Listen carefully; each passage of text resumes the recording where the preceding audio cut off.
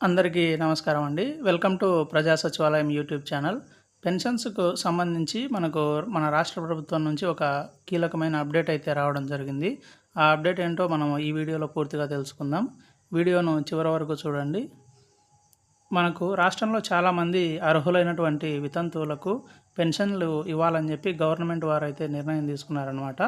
ఈ నిర్ణయం వల్ల చాలా లక్షల మంది కుటుంబాలకైతే కొంచెము తోడ్పాటుగా ఉంటుందని చెప్పి వీరు ఈ నిర్ణయం తీసుకున్నారు. ఈ యొక్క వితంతు పెన్షన్ అనేది ఏంటంటే గనక మనకు భర్తను కోల్పోయినటువంటి మహిళలకు ప్రభుత్వం అందించే ఆర్థిక సహాయం అన్నమాట. ఈ యొక్క వితంతు పెన్షన్ యొక్క ప్రధాన ఉద్దేశం ఏంటంటే ఆర్థికంగా బలహీనంగా ఉన్న మహిళలకు ప్రభుత్వం తరపున నుంచి కొంచెం సహాయం అందించడానికి, అలాగే వారి యొక్క కుటుంబానికి స్థిరమైన ఆదాయం కల్పించడము, అలాగే వారికి సమాజంలో కొంచెం భద్రతను పెంపొందించడము. ఈ యొక్క ఉద్దేశాలతో మనకు గవర్నమెంట్ వారైతే ఈ యొక్క వితంతువులకు ఈ 4,000 రూపాయల పెన్షన్ను ఇవ్వడానికి ప్రభుత్వం ముందుకు రావడం అయితే జరిగిందనమాట.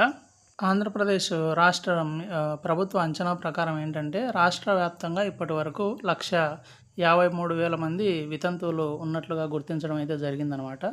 కావున వీరందరికీ పెన్షన్స్ ఇవ్వాలని చెప్పి గవర్నమెంట్ వారు ఒక నిర్ణయం అయితే తీసుకున్నారు. ఇది మన రాష్ట్ర స్థాయిలో ఒక పెద్ద స్థాయిలో అమలు చేయబోయేటువంటి ఒక సంక్షేమ కార్యక్రమం అయితే చెప్పుకోవచ్చు. ఎందుకంటే చాలామంది వితంతువులు ఈ యొక్క పెన్షన్స్ వల్ల వారి యొక్క ఆర్థిక అలాగే సామాజిక భద్రత పెరుగుతుంది కాబట్టి వారి కోసం అయితే మన ముఖ్యమంత్రి గారు ఈ నిర్ణయం తీసుకున్నారు.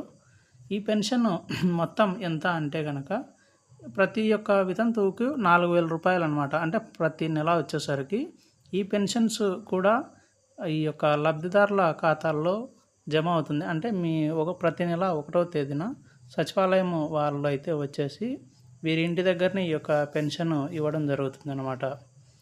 ఈ మొత్తం కూడా గ్రామీణ కుటుంబాల యొక్క వారి ప్రాంతాల్లో వారి యొక్క అవసరాలకు మంచి సహాయంలాగా ఉంటుందన్నమాట.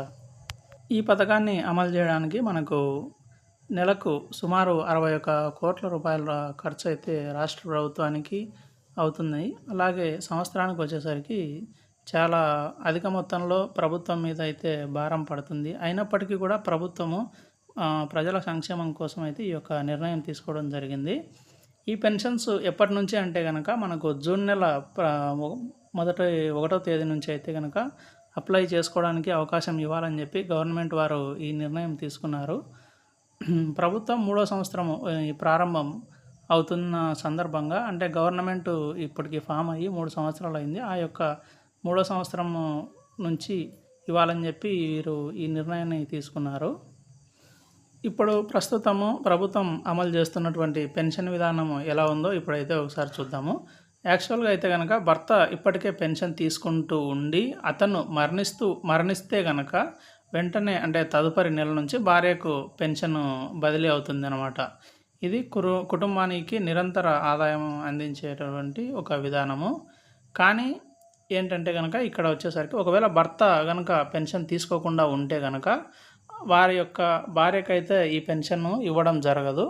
అదే ఇప్పుడు ఈ యొక్క గవర్నమెంట్ వారు నిర్ణయం తీసుకున్నారు. అలాంటి వారే మనకు రాష్ట్రంలో 1,53,000 మందిని ఇప్పటివరకు అయితే గుర్తించడం జరిగింది.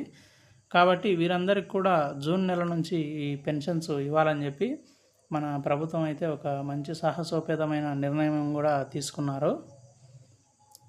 చూడండి, ఇప్పుడు నేను చెప్పాను కదా ఇందాక అర్హులైనటువంటి యొక్క 1,53,000 మందికి కూడా అందరికీ పెన్షన్ ఇవ్వాలని చెప్పి వీరు నిర్ణయం తీసుకున్నారు. జూన్ నెల 1వ తేదీ నుంచి అయితే మనకు సచివాలయాల్లో అప్లై చేసుకోవడానికి వీరు ఆప్షన్ ఇవ్వాలని చెప్పి నిర్ణయించారు. ఎవరైనా పెన్షన్కు సంబంధించినటువంటి వారు ఎవరైనా ఉంటే కనుక ఈ వీడియోను వారికి పంపించండి. వారికి కొంచెం హెల్ప్ అవుతుంది. వీడియో నచ్చినట్లయితే లైక్ చేయండి. Please share and subscribe. Thank you.